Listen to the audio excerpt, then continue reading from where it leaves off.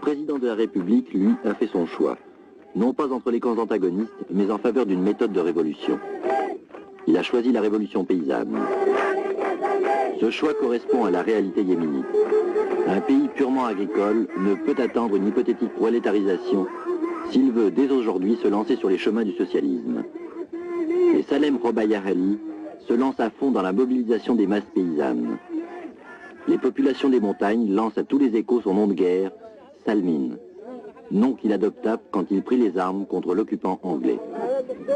En prenant le maquis, cet instituteur ne pensait qu'à l'indépendance nationale. Sa rencontre avec Marx et Lénine se fit tard dans les montagnes. C'est là d'ailleurs que la plupart des dirigeants actuels du Front National de Libération se sont familiarisés avec le marxisme. Comme pour Fidel Castro, c'est la lutte armée contre l'impérialisme qui les mena au socialisme.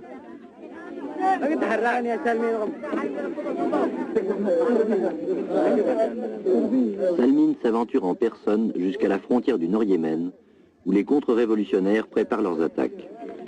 C'est ici que la fidélité des tribus est d'importance vitale.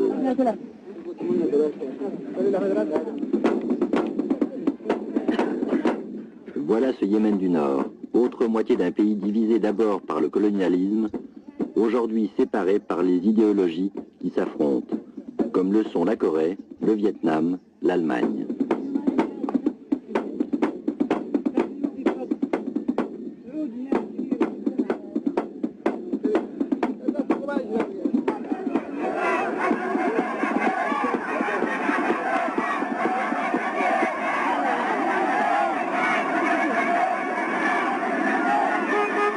La tournée présidentielle devient un plébiscite.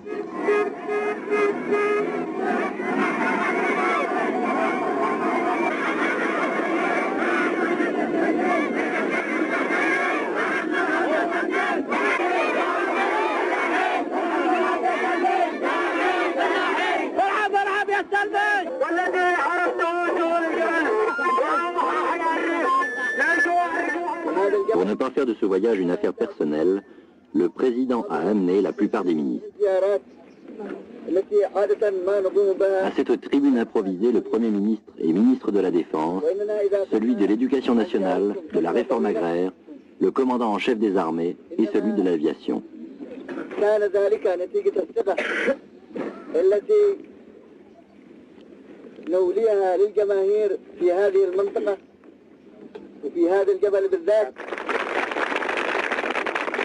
Le président n'hésite pas à faire son autocritique.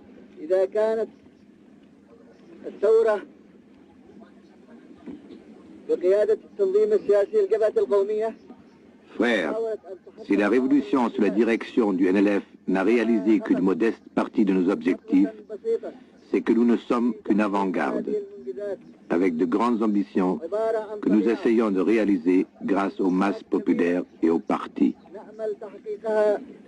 من خلال الجماهير ومن خلال قيادة التنظيم السياسي للجبهة القومية.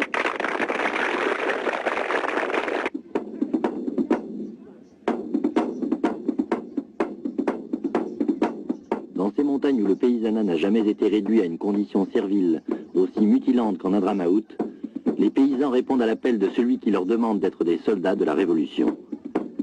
Aventurisme, c'est ainsi que les communistes qualifient cette action paysanne. Bien que les communistes yéménites sont peu nombreux, ils se posent avec l'appui soviétique comme arbitre et seul représentant légitime du dogme.